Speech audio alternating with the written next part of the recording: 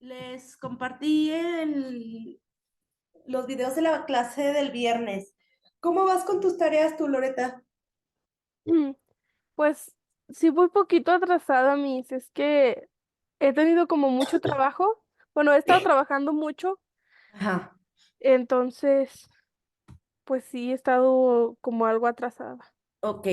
Tratamos de, si puedes mandar hoy lo que vayas haciendo. Más bien ya para calificarles lo que han hecho. Ok, Pero Miss. si quieres, mándalo hasta la noche. Pues no sé si pueda mandar hoy, porque acabando esa clase voy a entrar a trabajar, pero Ah, ok, si puedo se las mando hoy en la noche. ok. Y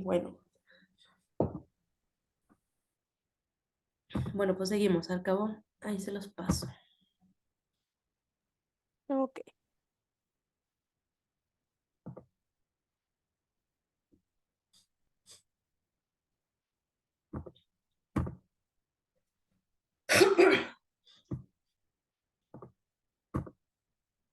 Ok, bueno. Entonces, estas características tanto de orden, proporción, armonía y simetría son las que van a quedar como canon, como regla para que los objetos que ellos realicen tengan esa belleza.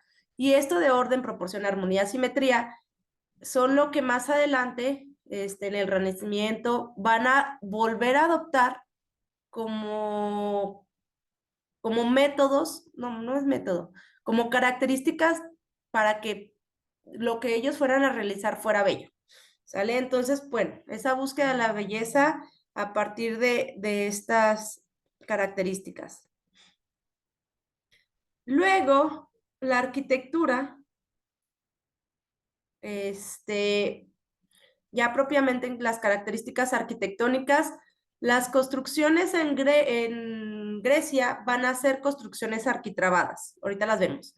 Van a tener simetría, van a hacerle correcciones ópticas, va a estar hecha a partir de materiales duraderos. eh, la arquitectura como soporte de la escultura y de la pintura, es decir, una arquitectura con integraciones plásticas, con integraciones artísticas, básicamente. Van a tener una policromía perdida y va a haber un urbanismo con trazos irregulares. Vamos a ver cada una de ellas y con esto terminaríamos el día de hoy. A ver. Sistema constructivo, que van a usar aquí los griegos, es el sistema constructivo hecho a partir una columna, de columnas y entablamentos. La columna como elementos verticales de carga y el entablamento, pues como este elemento horizontal que va transportando el peso de las cargas hasta descargarlo en su punto vertical, que en este caso serían las columnas. ¿Por qué creen que esto resulte ser un adelanto arquitectónico respecto a lo que habíamos visto en Mesopotamia, por ejemplo, y en Egipto se empezó a desarrollar? No sé si te acuerdes, Juan, pero ¿por qué esto resulta ser un adelanto, este sistema?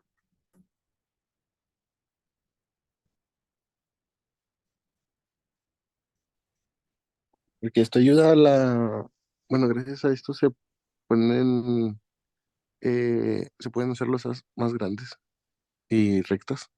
Exactamente, sí. O sea, pasamos de un sistema constructivo con las pirámides o los basamentos piramidales como en Mesopotamia, con los zigurats, otra vez hablando de apilamiento de material, ¿no? Entonces, este apilamiento de material que ocasionaba que la arquitectura la pudieras percibir solamente desde afuera. Es decir, como la arquitectura casi, casi como un objeto escultórico. A la escultura, pues no la puedes habitar porque no tiene un espacio interior. Ajá. Y a este tipo de arquitecturas, el espacio interior, pues no es prácticamente nulo.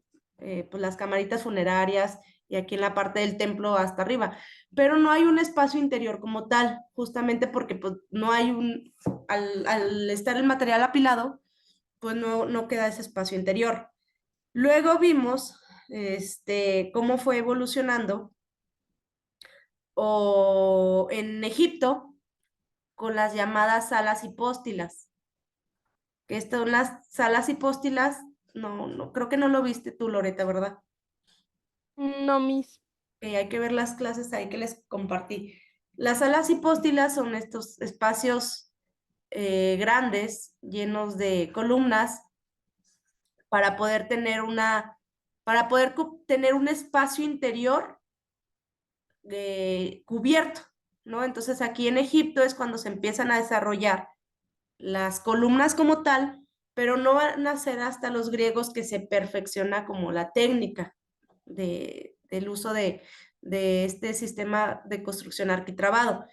Y por ejemplo, habíamos hablado en Mesopotamia que los muros no se les podían abrir huecos, grandes huecos o grandes ventanas, es decir, ahí la relación macizo versus vano, es decir, la parte sólida versus la parte perforada, era muy poquita la relación entre estas dos. El macizo ganaba al vano y no se podían abrir grandes ventanales o grandes puertas porque pues no, el sistema constructivo no lo permitía, que es un sistema a base de muros de carga. ¿Ah? Entonces, ¿qué pasa aquí? Que hay una evolución con el uso de la columna, en vez de estar cargando el peso el peso propio del material o el peso que carga, en este muro de carga, el muro de carga desaparece de su función de carga y simplemente ahora apoyas en 2 o 3 elementos, bueno, en columnas, y ahora sí puedes tener una relación más grande entre vano y macizo. Es decir, el espacio que hay entre columna y columna se vuelve el vano y el macizo son las columnas. Pero aquí ya hay una interacción entre interior y exterior, ya te permite una circulación, un paso. Ya no tienen que ser esas pequeñas ventanitas chiquitas que se le podían hacer al muro de carga, sino que a partir de centralizar o puntualizar las cargas, puedes tener espacios huecos. Entonces eso arquitectónicamente pues es un avance porque ya permite pues esta relación más proporcionada entre vanos y macizos y te permite generar también un espacio interior más amplio. Ya no van a ser estos murotes de carga si lo vemos en planta, ya nos van a hacer estos grandes muros de carga que casi a casi abarcaban todo el espacio interior, sino que si lo vemos en planta, voy a hacer un templo griego. La estructura la sacan a esta serie de columnas. Van a sacar esta estructura de modo que el peso se reparte en el exterior y el interior, pues tú ya puedes hacerle modificaciones o lo puedes tener más fluido o más habitable porque son las columnas exteriores las que te permiten pues cargar el peso de la losa. Entonces, en cuestión arquitectónica, les digo, es un adelanto porque va a generar un espacio de interior más fluido, más grande, más dinámico que el que se tenía en Mesopotamia con estas pequeñas camaritas que pues al final eran chiquitas y oscuras. Aquí, pues ya cambió. ¿Queda claro el concepto de esto?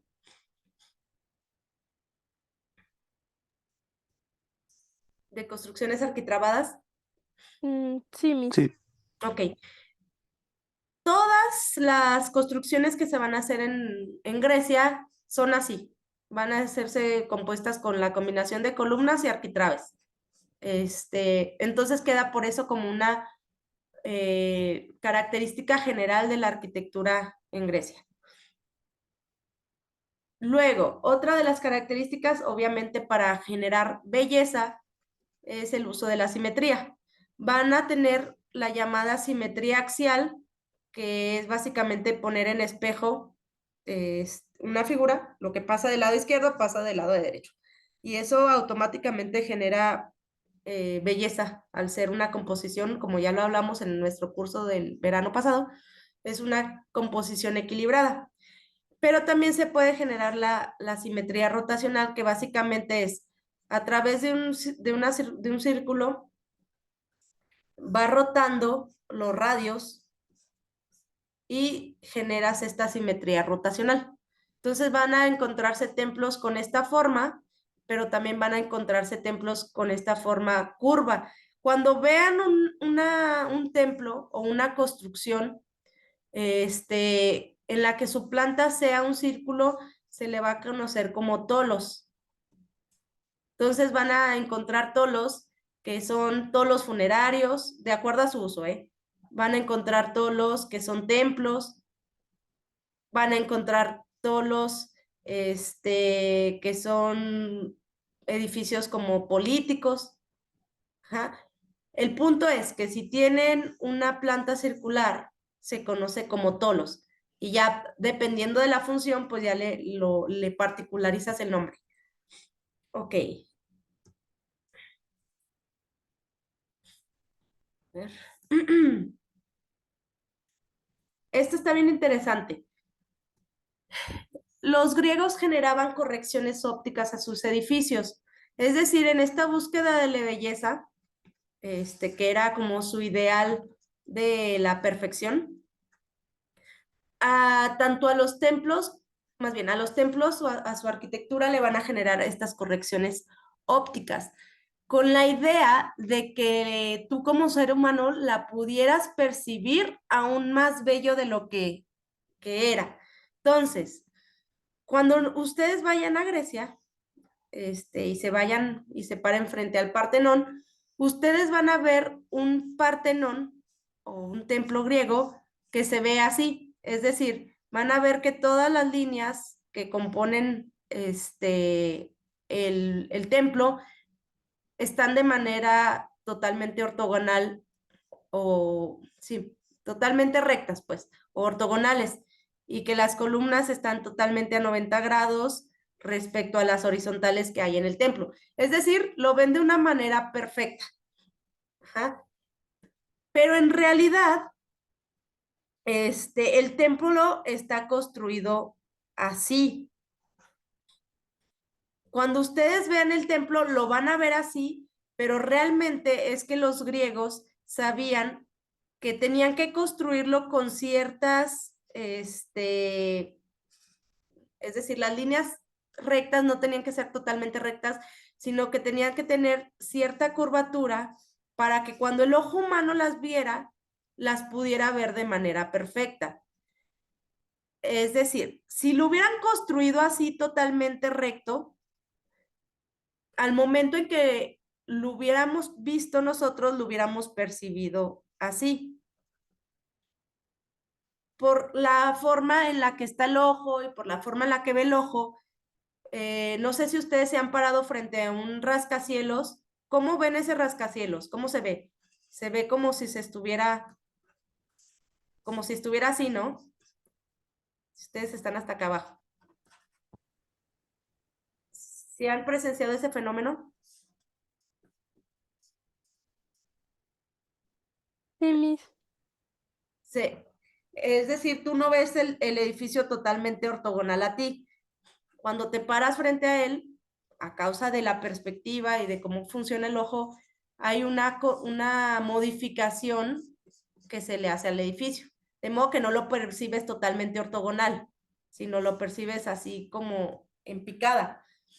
Pues los griegos sabían pues estos fenómenos del ojo y sabían que si construían el templo de manera totalmente ortogonal o a 90 grados, cuando la persona se parara enfrente, lo iba a ver así, como si el edificio se cayera. Entonces, pues esto les parecía que no cumplía con sus cánones de belleza y perfección. Entonces, por eso ellos vieron que si por tanto hacían una curvatura a las líneas rectas, el ojo al ponerse enfrente iba a modificar esa curvatura y ahora sí lo iba a ver de manera perfecta.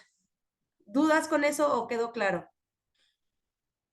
No, a mí sí quedó claro. Ok. Entonces se le hacían esas modificaciones a las horizontales, pero también se les hacían modificaciones a las columnas. Ujú. ¿Qué modificaciones se les hacían a las columnas? Para que tú pudieras ver esa columna a 90 grados respecto al suelo, perfecta, y que pudieras percibir que todas las columnas tenían una equidistancia, había que hacerle ciertas modificaciones. Entonces lo que hacían es que las columnas en la parte central se les ensanchaba para que tú pudieras percibirlas totalmente rectas.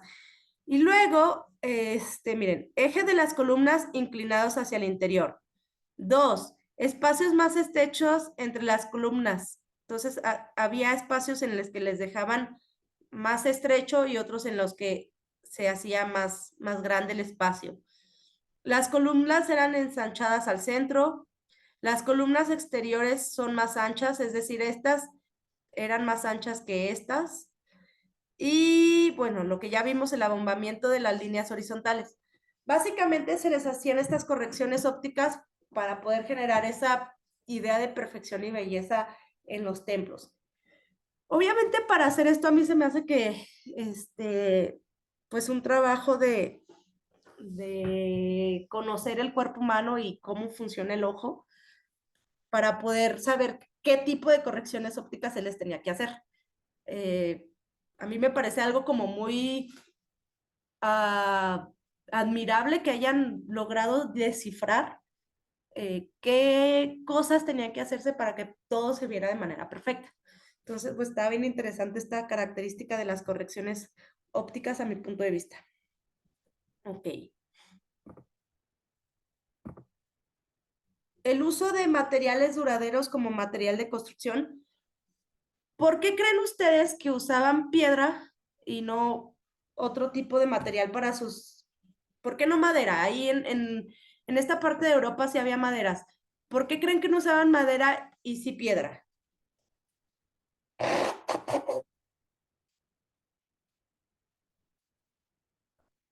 Para que fueran más resistentes. Ajá.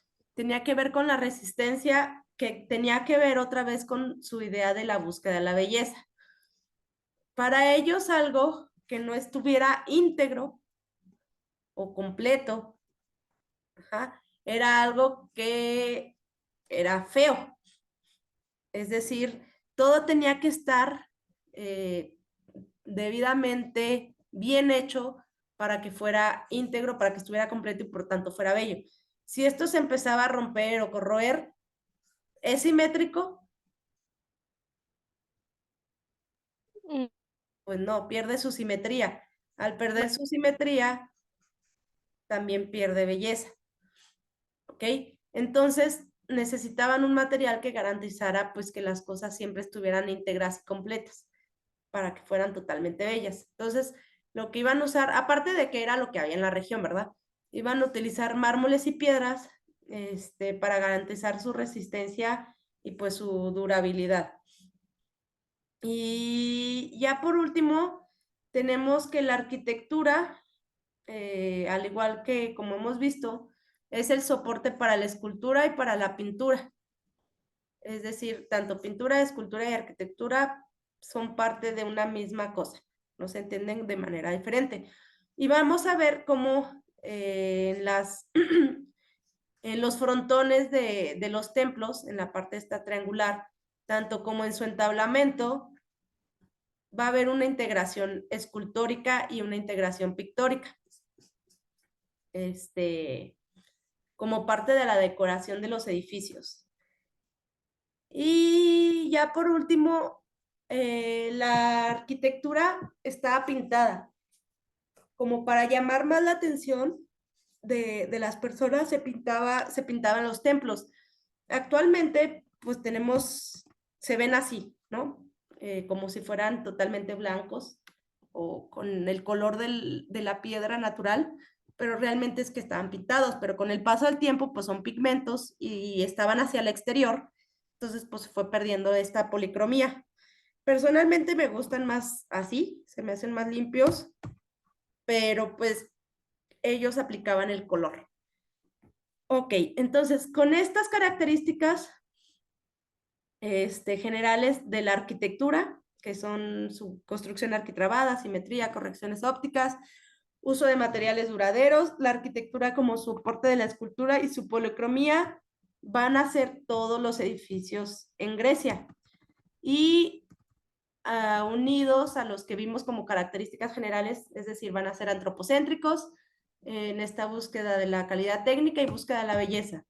Entonces, la arquitectura que se va a desarrollar en Grecia va a cumplir sí o sí tanto las características generales como las características particulares de la arquitectura.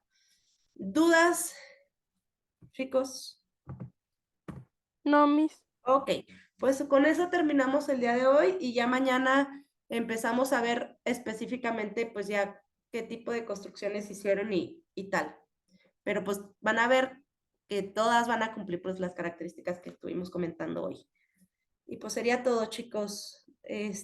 Mándenme su tarea para poder revisar cómo van. Ok. Ok, bueno, si no hay más comentarios, nos vemos Nos mañana. vemos. Bye. Bye.